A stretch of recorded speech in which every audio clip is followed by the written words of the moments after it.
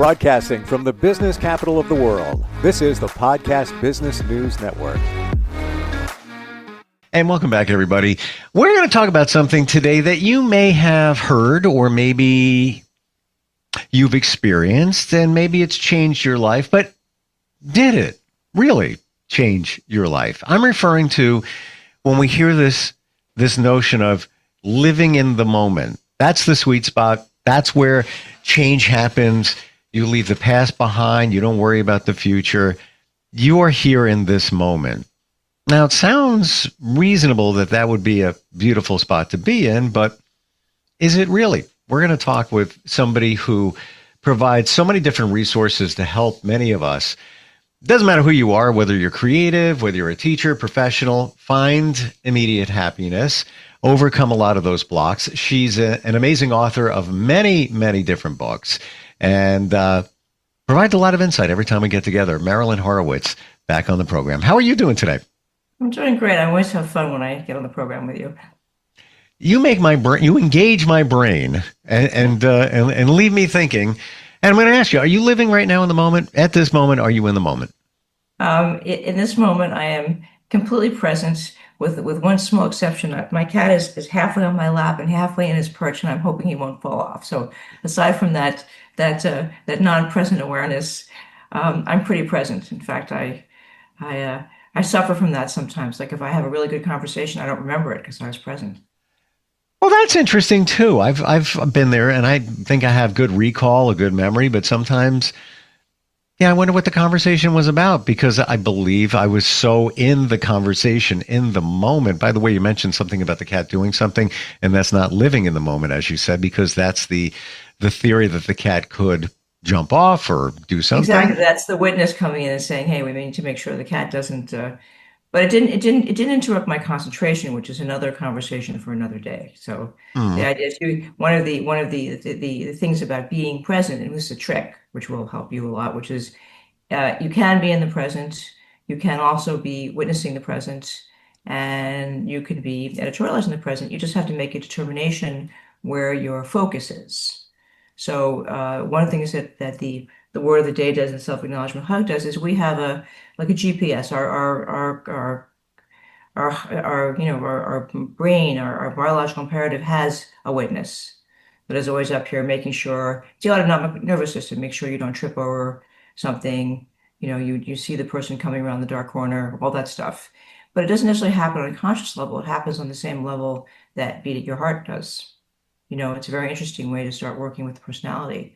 And so the answer to your question is, yes, it's very good that you were focused on becoming present and that you're being here now. But now you're advanced, it's like, okay, so you realize that it got you to a certain ability to concentrate and a certain feeling of what I would call presentness, that being present is a verb, that it's not just a moment when you're present, you're in the state of, like both you and I are both pretty present right now. Mm-hmm.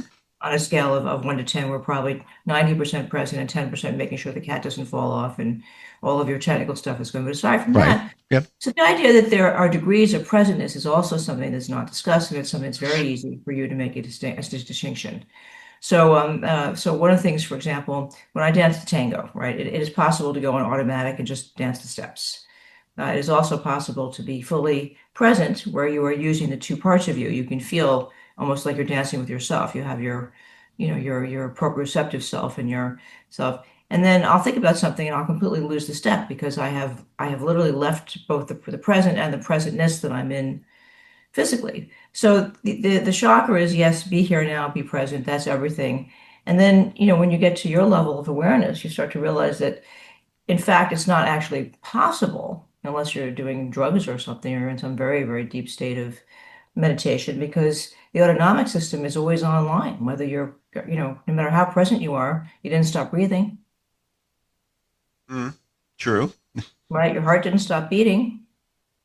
And that's ultimate. You are present.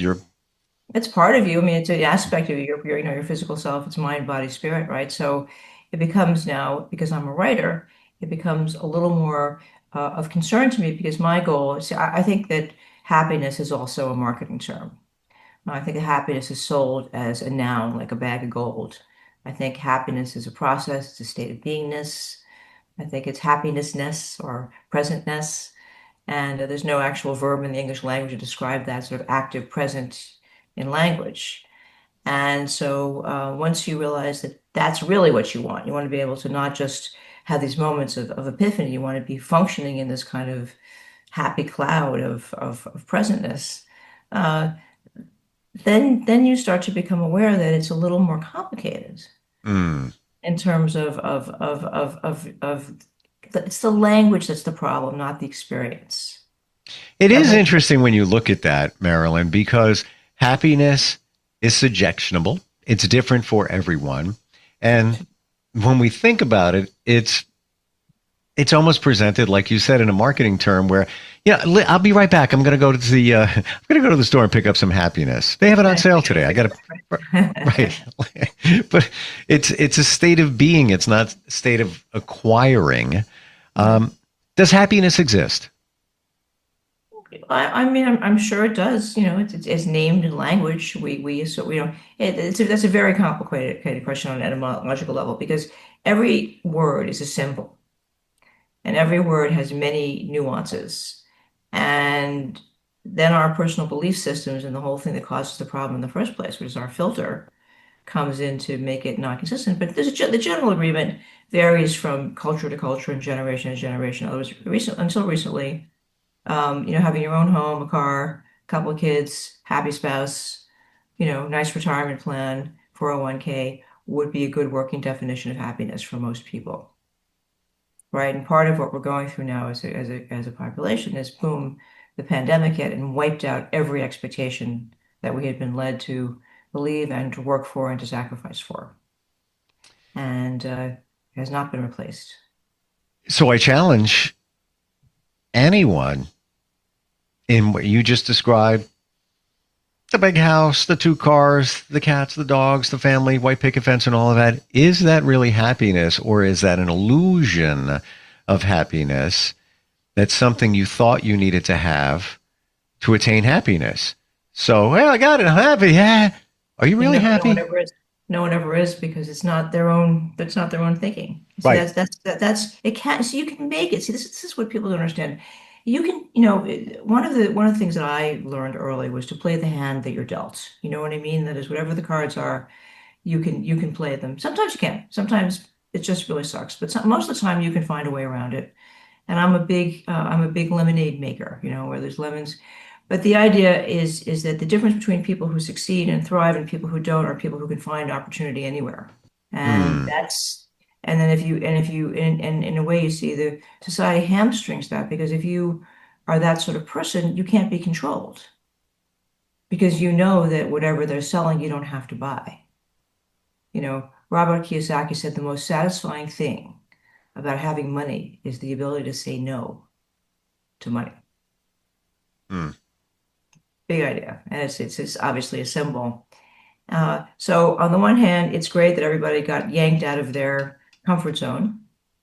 On the other hand, the actual consequences are a state of psychic dysfunction. I mean, why do you think we're seeing riots in Minneapolis?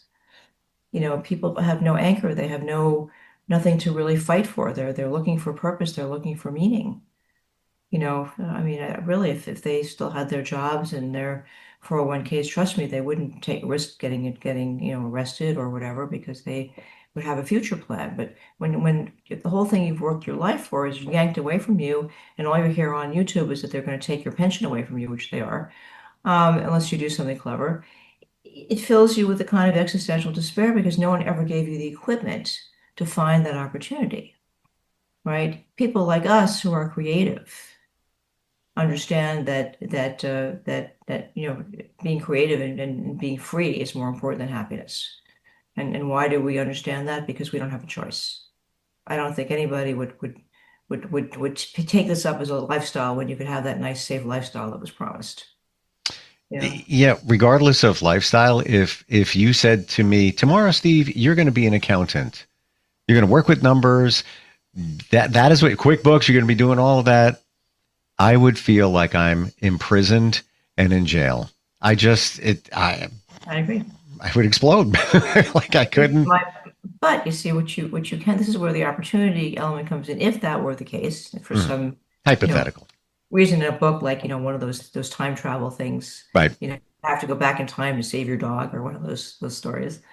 What you would ask for is an aptitude that you didn't know you had. There's a whole concept that when we're born, we have many gifts, and we don't necessarily access all of them in our lifetimes. I For agree. me, I didn't know that I had any facility with numbers until I was in my 50s. I had no idea. I mean, I was always good with money, but I never thought of it as a marketable skill or an enjoyable skill. If you'd said to me, Marilyn, you're going to trade stocks, I'd be, yeah, are you kidding? I'm an artist. And now I love it. And for a lot of people that say they wouldn't do that, there's more underneath the surface. It could be, I'm afraid, I don't want to take risks, all of that. And then they poo-poo it, if you will, and say, well, I can't do that. But I firmly believe we can do pretty much whatever we want. You put your mind to it. We're capable of it. Can you or I be a heart surgeon? I'm not going to say we can't. If we, dug in deep, studied, went to school, end of life, new career, whatever it might be, probably could pull it off. I want to give you a hypothetical situation and see how this looks. So let's say you have somebody who they're doing okay, and jobs come their way. Let's say they own a business and they take everything. They're like, yeah, I'll do that. Yeah, I got that. If it's income, I'm doing it. And then life goes on, and they get to the point where their abundance is the same. Nothing's really changed, but maybe their mindset has changed to the point now where something is requested and it doesn't align with them, or it's going to be a challenging client, and they look at it and say, we're not able to take that on. I'm sorry.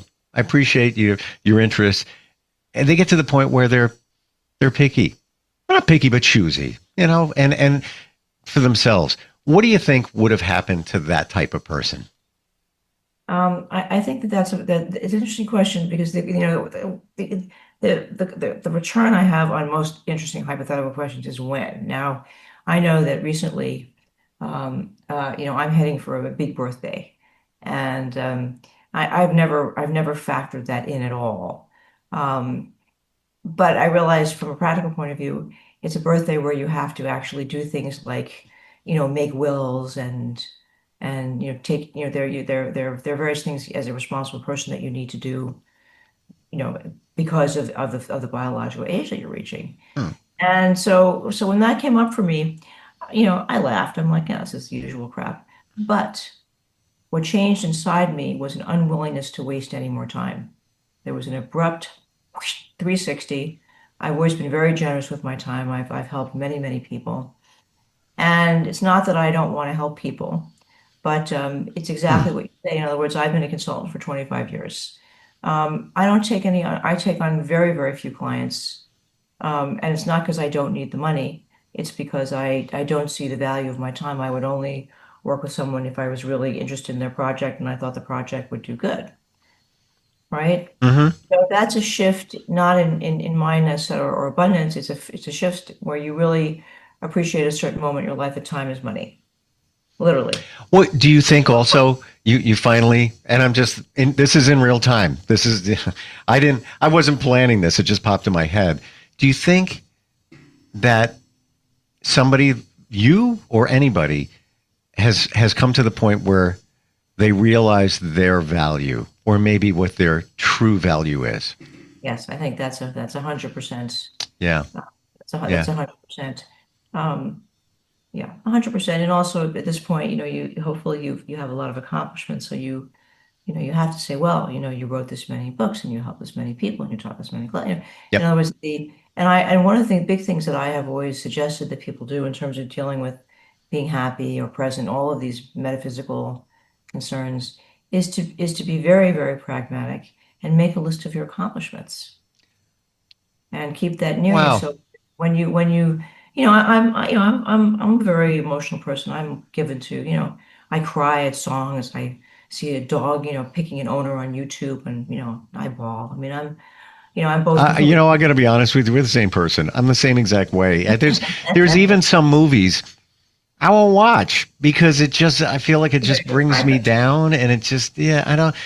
Not that I have to watch Happy Joy Joy. I don't watch those movies. I like period pieces, some drama here and there. But when there's something that's just really deep and, I don't want to do it. I don't want to do it. Right. So what I was saying, so we're very similar. So for me, and what I was saying was that I discovered this part of me that is completely unemotional and is completely ruthless and always has been. And it's why I've always been successful, but I never located it because it didn't fit with my identity. I always thought I was an emotional person who had to keep myself under deep control. That was the story, but it's not true at all. But my point in saying this is that once you start to allow yourself to be how you are, which is not going to be something, it's an arranged marriage. It's not, you didn't meet yourself at the prom and fall in love with yourself and marry yourself. It was arranged marriage at birth, like, all right, Steve, you're going to be stuck with yourself till you die, make it work. You can make it work better by reasoning. Amazingly, this part of you that doesn't have language can be reasoned with. It's really interesting. So what I do in the morning after I do the hug when I wake up is I think of a word and I do either I write it or I do it mentally, whatever I have to do for time-wise.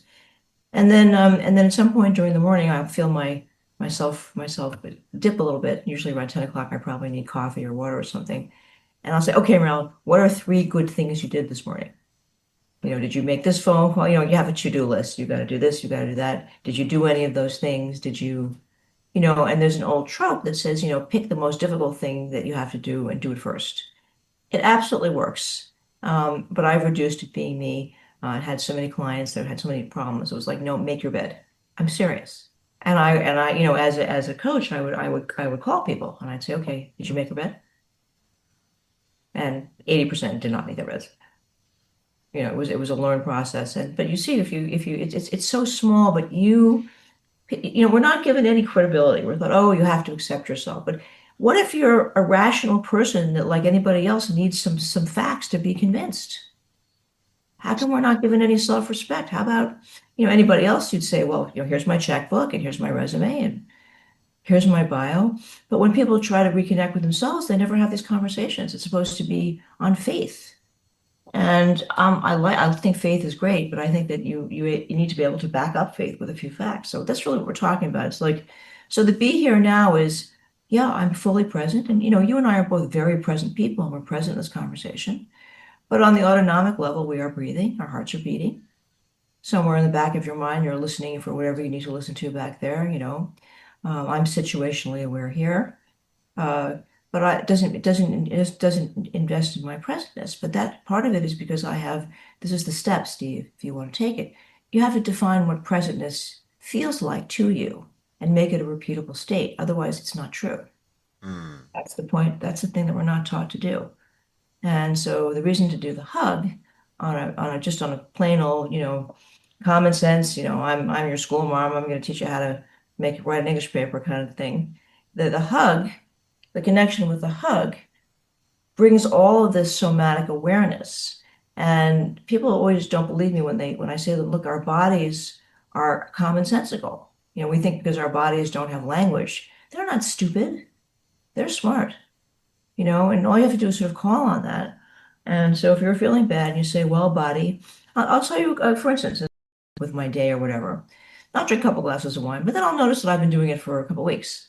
And I have my own opinions about that. I don't think you should do anything for 2 weeks in a row. And so I started to go into it and I said, now, why are you doing this, Marilyn? You're not addictive. Your life's good. You're not trying to get away from it. And I figured out with a blinding flash that it was a reward and that my relationship was replacing it with another reward. I had the same conversation this morning with someone, and it's beer.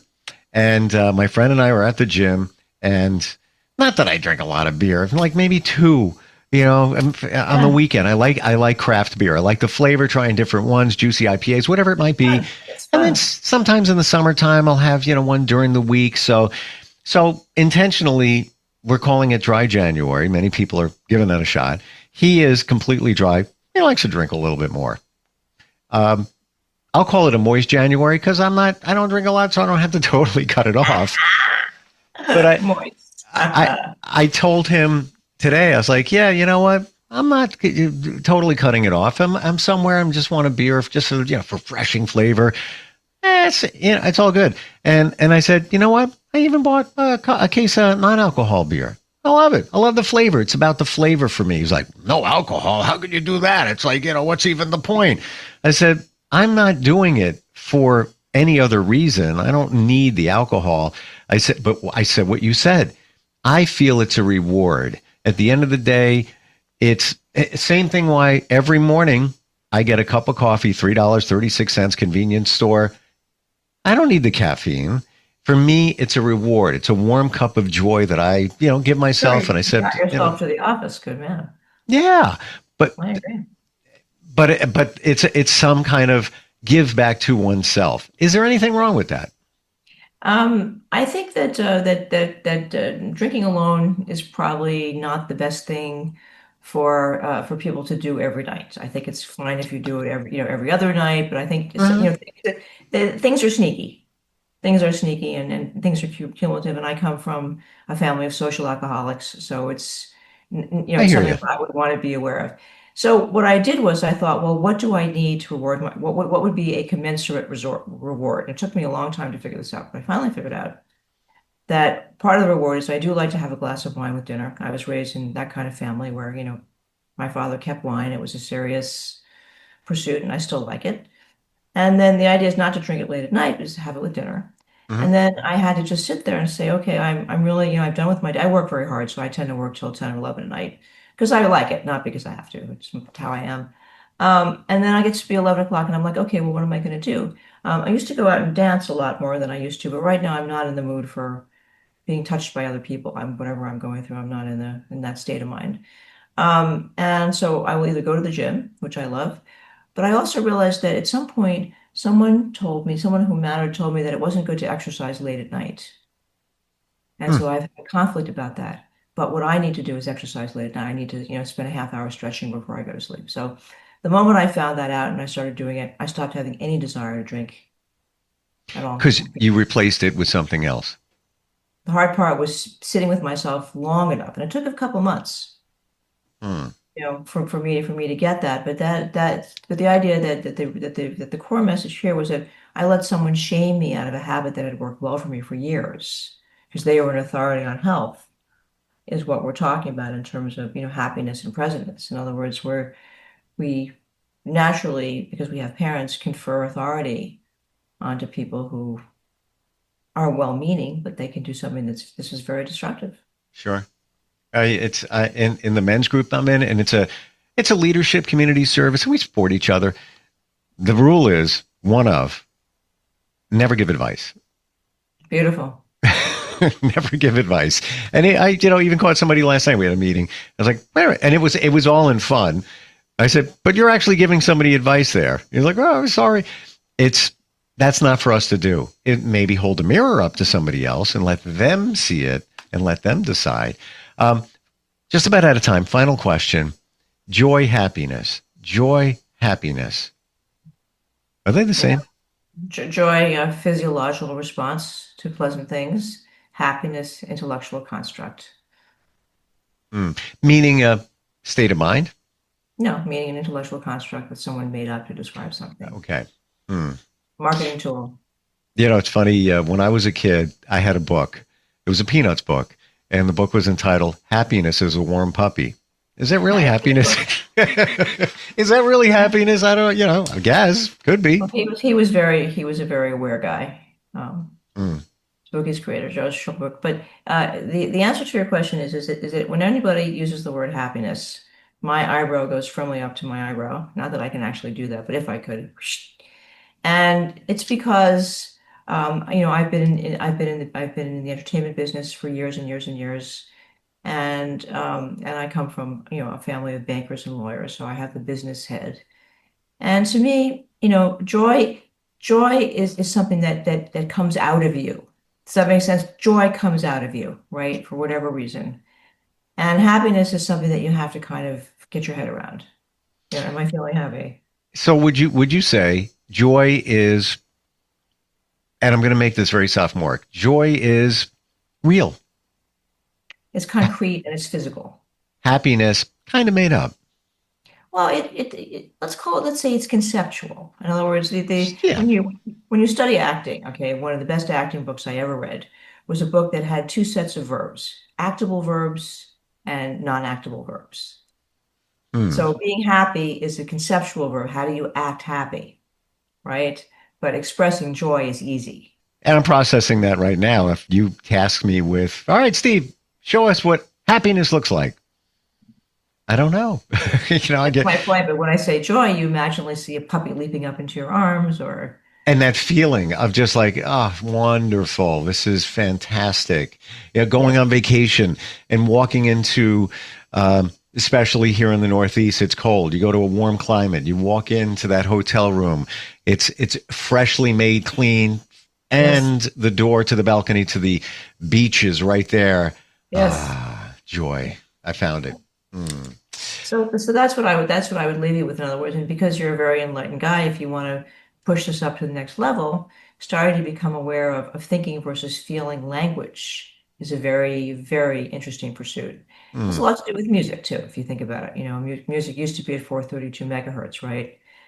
And then they raised it to 440. And what they've discovered on a neuroscientific level, that at 432 you feel the music physically.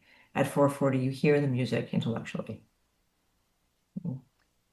You are psychic too, because on this Post-it note, which has been up here on this rack of equipment, it's hard to see it, but I literally 3 hours ago wrote down 432 hertz. And what did I write with it? I hear it as I'm told it's the miracle tone. Literally wrote that this morning. All music was for there. With the rest of these, and this has been up here for months, probably 6 months, and 528 labeled love. But I'm not making that up, wrote that down a couple of hours ago. How funny is that? Do a little history. You'll see at a certain point they changed all the music, the frequency of the music to 440. Yeah.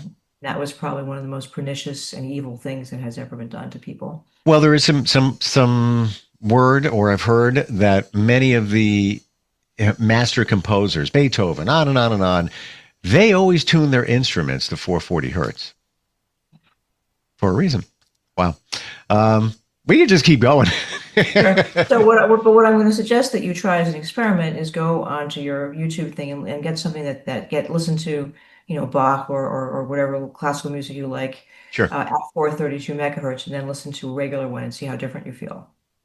I'm right there with you. But before I do that, I'm going to go back to what you said a little while ago and celebrate the little wins, because we forget how it makes you know what? It's a little bit of joy. And even making your bed. I don't want to make my bed. It's like first thing in the morning, I got things to do, blah, blah, blah.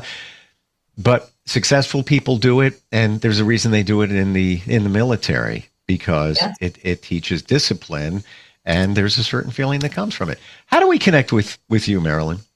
My website is my name reverse. It's my actual regular name. The new one is MarilynHorowitz.com is my website.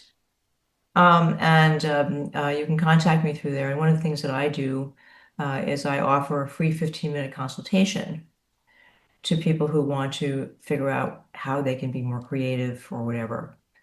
And so if you're interested in that sort of thing, just contact me through my website, and someone will get back to you and set up a time. Love it.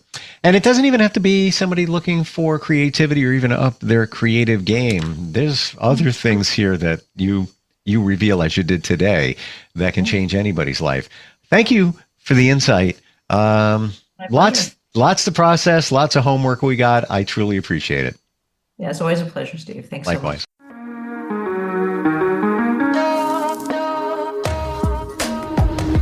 Broadcasting from the business capital of the world, this is the Podcast Business News Network.